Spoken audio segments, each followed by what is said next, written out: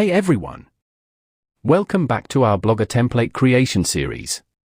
This is part 3, and today we're diving into the most important part of your blog, the main post area, where all your posts actually appear.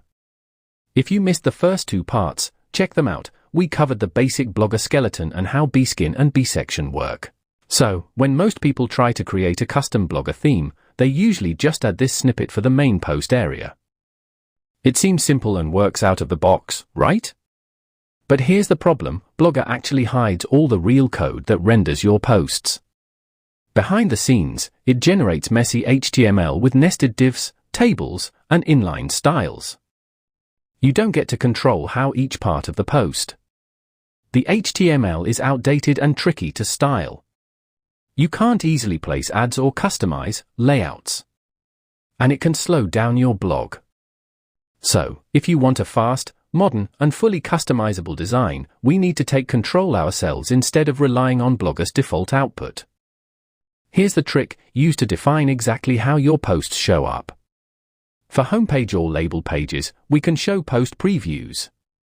For individual posts, we can show the full content and comments. Here's an example structure.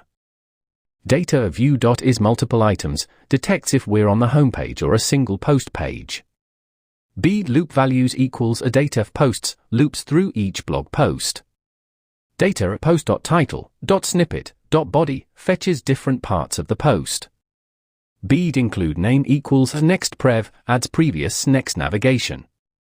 Bead include name equals comment form shows the comment box only on single posts. And that's it for part 3.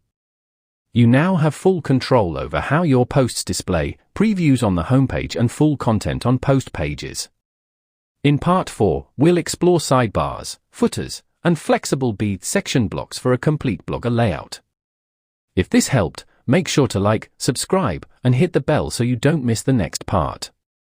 Thanks for watching, and happy blogging!